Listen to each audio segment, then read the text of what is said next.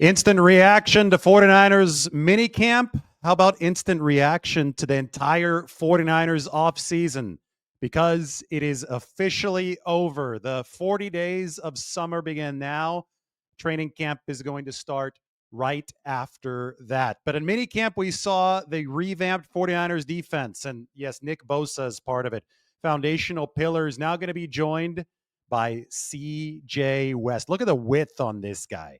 One technique written all over him, and then bookending Nick Bosa, that is Bryce Huff. While we're at it, why don't we look at some of the offense? Dominic Pooney working for the 49ers. How about the combo block there? Kyle Juszczyk, Isaac Alarcon back to the defense. There's Richie Grant. He's been a first stringer at safety while the 49ers are dealing with some injuries. But the defense, yes. I mean, you look at the course of this entire offseason. What's the first thing that the 49ers did at the beginning of this journey following the disappointing 6-11 season?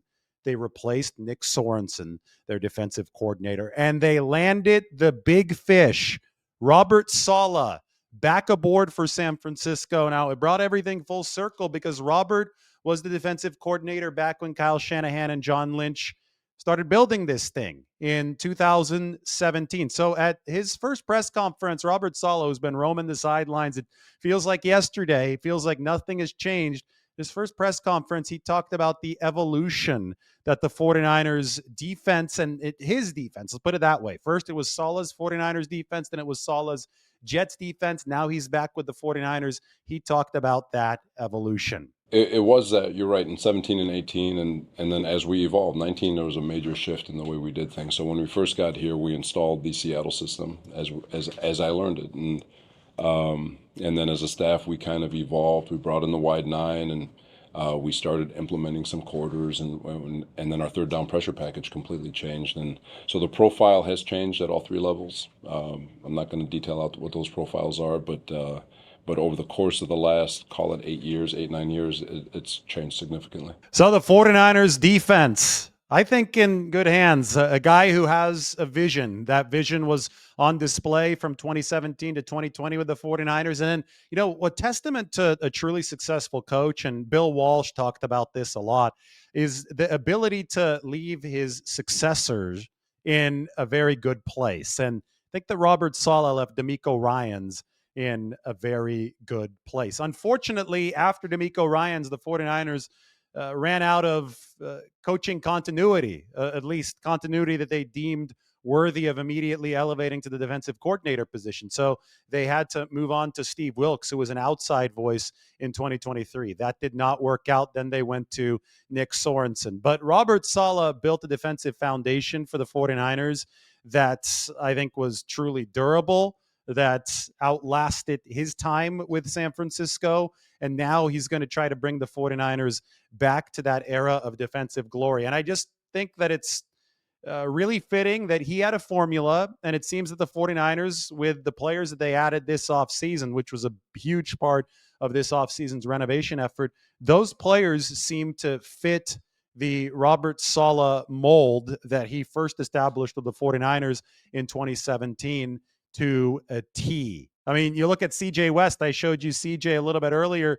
Doesn't his body type remind you of DJ Jones? I think he's a more muscled up DJ Jones. Remember, DJ didn't really emerge until his third season with San Francisco because he had to figure out a way to stay in shape. He had to work on the conditioning aspect of things. I think CJ West, a higher draft pick than DJ Jones, a sixth rounder. CJ went in the fourth.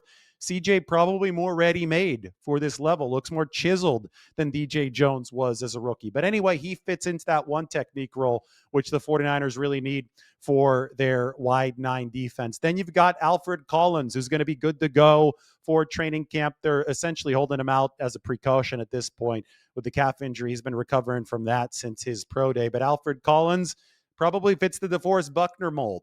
You got 7-foot wingspan for Alfred Collins, right? That wingspan means that he's going to be able to command a lot of space in the wide nine. So the 49ers need Ferraris up front.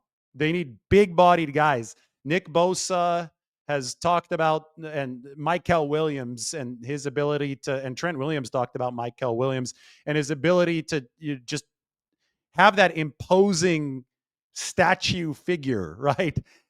up front because you need somebody who can take up a lot of space. So Alfred Collins is somebody who can do that with the 7-foot wingspan. Michael Williams, the first round pick whom the 49ers acquired in the recent NFL draft, can also do something similar. His wingspan is near 7 feet long. Now, Michael dealing with the slight hamstring tweak. It's a little tight. And obviously Alfred Collins coming back from the calf. So we're going to get a chance to see both of those guys in a much more meaningful on-field scenario come training camp. Even if they had been practicing during this veteran mini camp, the pads aren't on. We can't really evaluate what the 49ers want to do and what they are doing from a defensive line perspective. So right now we have it all on paper. Right now we could see, and Michael, by the way, if you want to look at the Robert Saleh prototype from before, Eric Armstead.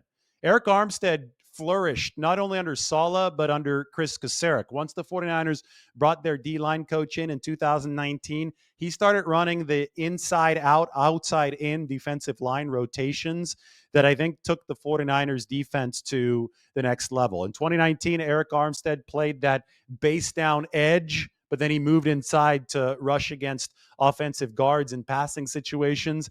And that's exactly what the 49ers are setting up to do with the Michael Williams draft pick. I mean, when we talked to Kasarik the other day, he said that on tape at Georgia, Michael Williams, because he was playing the A gap, because he was playing essentially every single technique across the line in Georgia's defense. They called him the Joker at Georgia. They can project him being effective against guards as at a defensive tackle coming out of the wide nine. So Saleh with Williams can replicate what he did with Eric Armstead, with Collins. The hope is they can replicate a lot of what they did with DeForest Buckner and, of course, with CJ West. You've got that one technique again. That's actually a position that the 49ers have been missing for a couple of years, which is why the run defense slid as much as it did. Malik Collins, yeah, he was a defensive tackle, but he was a pass rushing defensive tackle. Now these are run defense first kind of guys. And then the cherry on top, of course, is Bryce Huff, who's a pass rush specialist. So that's how the 49ers defense, and Huff has looked great at these practices for the 49ers. The explosiveness, the get off is all there for San Francisco. So that's the engine of the 49ers defensive system. It's that defensive line. It has to be. And they really had neglected investment in there for a couple years. They did not neglect it anymore over the course of the 2025 offseason. So I think that when we talked to Chris Kasarik, his main point was that Robert's system has evolved quite a bit, but mainly on the back end with its coverages. There are only going to be small tweaks to the front end to that defensive line. And Chris Kasarik even noted that we probably won't be able to notice those small tweaks on the outside. But the back end, that's a little bit more of an evolution. So here's a little bit more from Robert Saleh on that evolution. For sure, it's evolved. You're always trying to stay 2 years ahead of the offense. And, when we went to the Jets, there was a lot of different things that we started to do. And even now, while we have some things from the Jets, there's stuff that has evolved over the course of the last 4 years here. And obviously with the league that there's stuff happening. So we've, over this offseason, a lot of really cool concepts, a lot of really cool things. So some things are the same from the Jets, some things are meshed, some things are coming in that's new. So it's like I said, we're trying to stay a couple years ahead. A lot of it may seem similar, but there's a lot of nuance that makes it different. So the schematic evolution of the 49ers defense, as much as it's fun to see some of the younger guys running around in shorts without pads out on the field, this doesn't get real until Robert Saleh can be looking at the X's and O's and playing that chess match on a week in, week out basis. And it sounds like he's playing it on a year in, year out basis. It's going to be, though, the back end where the 49ers must make sure that they stay on the cutting edge of things. In 2019, they started running a whole lot more cover 4. That's when Joe Woods was the DB coach under Robert Saleh. Daniel Bullocks is in that role now. And of course, Johnny Holland is the linebackers coach. I've talked a lot about the battle that we're looking forward to most for San Francisco over the course of training camp. And I think linebacker is going to be the cream of the crop here. I think that's going to take the cake as far as entertainment of a position battle goes. Fred Warner, established obviously as the one. He's a future Hall of Famer. But you've got D. Winters, you have Nick Martin, you have Chaz Surratt, you've got Tatum Bethune. Linebacker is where Robert Saleh comes from, right? That was his first position coaching job in the NFL.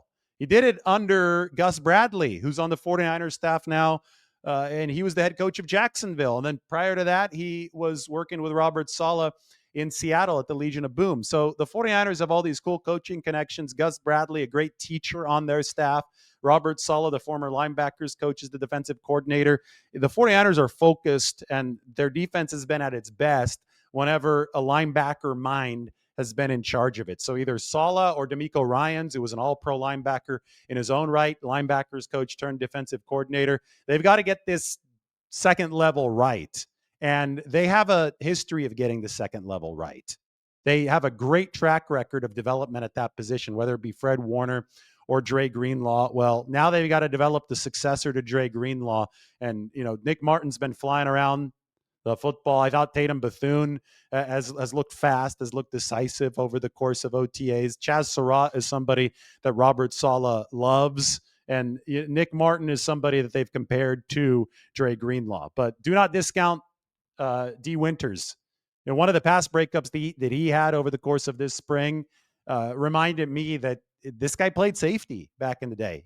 Converted safety at TCU to that linebacker position. And both he and Nick Martin have shown a real ability to blitz. And then, we talk about the different coverage schemes for the 49ers. The back end is going to have to apply that. Now, exactly how the back end does apply it is going to be dependent on who wins certain jobs. I will tell you that Diomede Lenore, when he spoke after practice on Tuesday, reminded us not to forget about Darrell Luter Jr. So when you look at the 49ers depth chart, it's easy to see Trey Brown, and Trey Brown started for Seattle, and he's a good press man cover corner, and if he earns a spot over Upton Stout, Diomede Lenore is probably going to have to slide inside because Brown will be an outside cornerback playing the press, and Lenore will be that nickelback. But if Upton Stout wins out, then Trey Brown will be cornerback depth for the 49ers. And Upton Stout is going to be playing that nickelback spot with Diomede Lenore staying outside. But you cannot forget about Darrell Luter Jr., probably in a competition with Trey Brown to be more of an outside guy. He's a long cornerback, and that goes back to the evolution that Robert Saleh talked about at the very start of this.